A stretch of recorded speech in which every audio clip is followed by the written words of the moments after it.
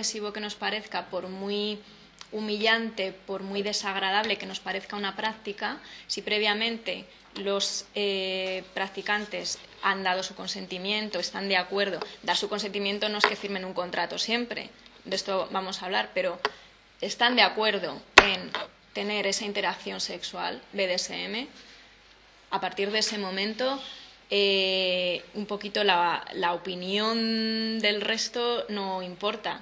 Es un tema un poquito peliagudo, pero realmente los practicantes de BDSM suelen tener bastante cuidado. Hay un tema que es que se suele tener bastante negociación previa y se suele hablar mucho de los gustos, preferencias, límites emocionales, problemas de salud que se hayan podido tener o problemas, traumas emocionales que se hayan tenido por la historia sexual o afectiva. Y se suele hablar de todo esto antes de tener una sesión, antes de jugar o de practicar, ¿no?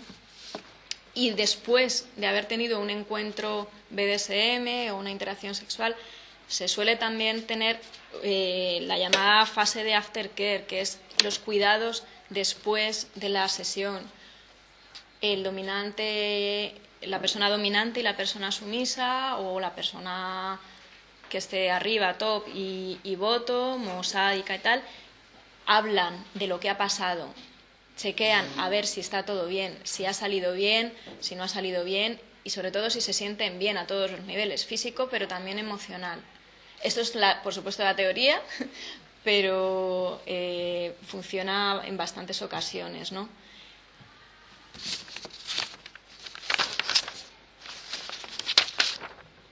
Bien, yo me he centrado en realmente pensar que el BDSM no es más que o sea, las prácticas englobadas en el BDSM no son más que prácticas sexuales no convencionales y que no hay ningún tipo de patología detrás. Sin embargo, a día de hoy todavía queda un pequeño escollo, porque esto es una posición de todos modos pues política, la verdad es que yo lo vivo así. Y es que, aunque en el manual de criterio diagnóstico, a ver cómo se llama en español, el DSM-4, que me lo chiva. Sí, pero bueno, la traducción es, bueno, el manual para criterio diagnóstico psiquiátrico de la Asociación Americana de Psiquiatría quitó todas las parafilias de fetichismo, voyeurismo, sadomasoquismo, exhibicionismo y tal, las quitó como patologías, las eliminó como patologías. Sin embargo, la Organización Mundial de la Salud sigue considerando en uno de los epígrafes en la clasificación internacional de enfermedades muchas de las prácticas que incluye el BDSM siguen incluidas como parafilias y siguen incluidas como enfermedad. Entonces, y estas son en concreto el fetichismo, el travestismo fetichista, el exhibicionismo, el voyeurismo, el sadomasoquismo, incluyendo masoquismo por una parte, sadismo por otro.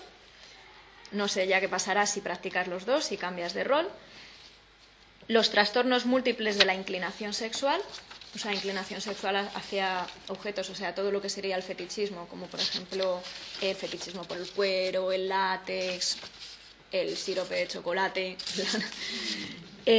Otros trastornos de inclinación sexual que entre leo literalmente, es que es así como lo ponen. Se incluyen aquí diferentes formas de inclinaciones sexuales y actividades consiguientes que son relativamente poco frecuentes. Entre están el hacer llamadas telefónicas obscenas, el frotarse contra otras personas para conseguir una estimulación sexual, el intentarlo con animales, el emplear la estrangulación o anoxia para intensificar la excitación sexual, o sea, asfixiar un poquito, y una preferencia por parejas con alguna anomalía anatómica especial, como un miembro amputado. Eso sería un poquito lo que consideran que son trastornos de la inclinación sexual sin especificación. Quiero decir, podemos patologizar cualquier tipo de práctica sexual, que es lo que lleva haciendo la medicina y la psiquiatría desde hace años. Ya os he comentado que en otros países europeos la situación está bien mejor que en España, pero peor en otros aspectos. Y algunas de las cosas que hay que tener en cuenta para esto, sobre todo, es la situación legal. Cosas que tocan tangencialmente el BDSM y a la hora de la práctica y que hay que tener en cuenta son las,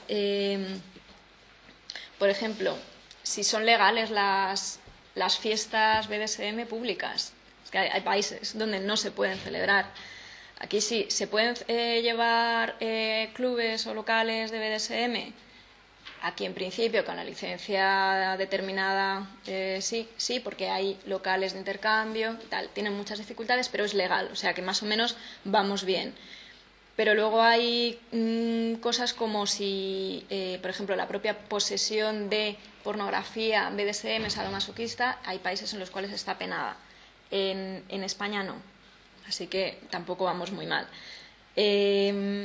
No hay problema con el tema de fotografía, vídeos, etcétera, etcétera. Y sobre todo tenemos un código penal que hila bastante fino a la hora de deslindar el tema del consentimiento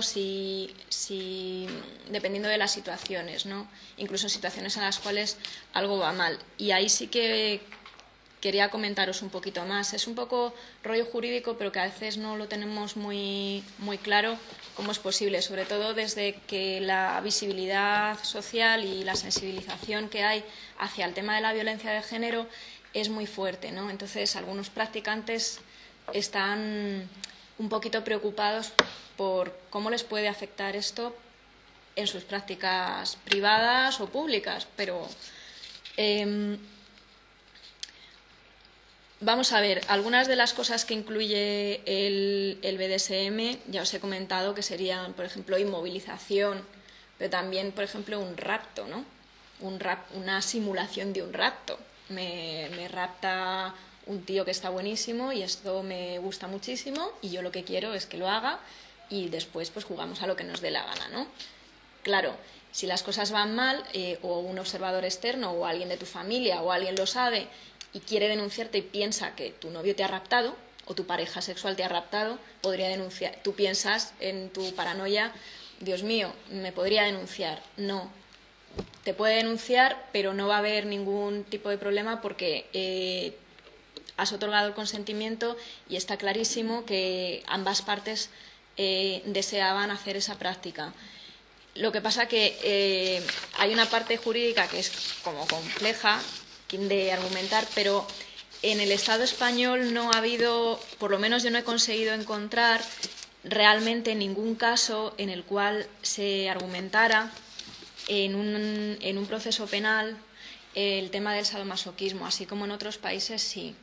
También es por falta de visibilización del tema, porque se deja todo en o bien faltas o un delito de faltas que no tiene muchas consecuencias o de lesiones, pero así como resulta muy difícil llevar adelante una denuncia por violencia de género hasta que no pasan, y aquí hay algunas expertas, hasta que no pasa realmente algo muy gordo o van muchas encadenadas, resulta muy, muy, muy difícil el que una persona que tenga secuelas de una sesión de juego que haya sido muy placentera, pero a lo mejor tiene secuelas físicas, por ejemplo, que resulta difícil que aquí vaya a ser o denunciada o vaya a tener ningún problema. Pero sí hay un punto, sigue habiendo bastante conservadurismo respecto a las parejas, a las personas que viven esto de manera casi permanente. Por ejemplo, que su pareja de juego, por ejemplo, un matrimonio que sea heterosexual y que tenga niños y que en un momento dado decida divorciarse. Entonces, yo sí conozco varios casos en los cuales esto es algo bastante peliagudo, porque la pareja puede argumentar, y de hecho se ha hecho, que al tener una sexualidad BDSM, sadomasoquista, esto le quita responsabilidad o le quita facultades de buena madre o de buen padre, y eso sí que se sigue manejando un poco a la hora de la custodia, etcétera, etcétera. Pero bueno, al igual que las dificultades que puedan tener